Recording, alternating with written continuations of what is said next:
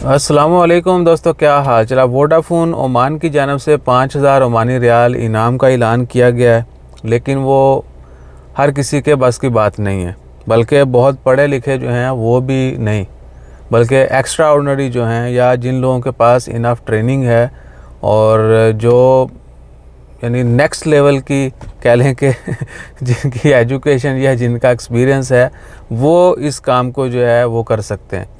और Vodafone Oman ने announcement ये की है कि जो उनके साइबर सिक्योरिटी सिस्टम को चेक करेगा और उसमें कोई भी लूप होल जो है वो बताएगा उनको को भैया आपकी सिक्योरिटी में ये मसले मसाइल हैं, ठीक है ना। इथिकल हैकर, वो ऑडियो वाला हैकर नहीं, ये प्योर वाला हैकर।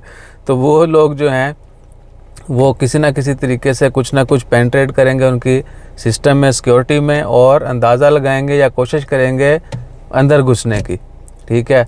तो जो भी लूप होल होगा वो उनको पता चल जाएगा। मेरे ख्याल से ये वोडाफोन ने एक स्मार्ट जो है ना मूव की है। अगर आईटी से रिलेटेड कोई बंदा देख रहा है या इंटरनेट की दुनिया को समझने वाला जो बखूबी समझता हो, तो वो यानी बिल्कुल एग्री करेगा कि उन्होंने सस्ते में जो है ना अपना काम करवा लेना है। सही है।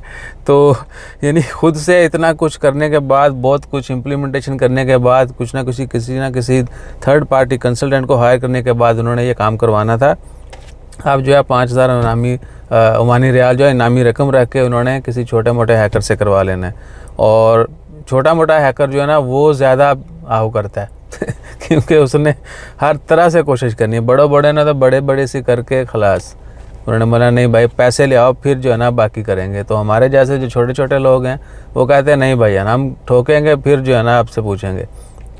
बहरहाल एक सस्ता सौदा जो है इन्होंने करने की कोशिश की है। अब देखते हैं कि कौन जो है ये काम करता है। किसी न किसी ने तो कर ही देना है। तो अपना ख्याल रखिएगा, दुआ में याद रखिएगा। अगर आपका ताल्लुक़ आईटी से है तो ज़रूर कमेंट कीजिएगा। जज़ाकल्लाह, अल्लाह हाफ़िज़।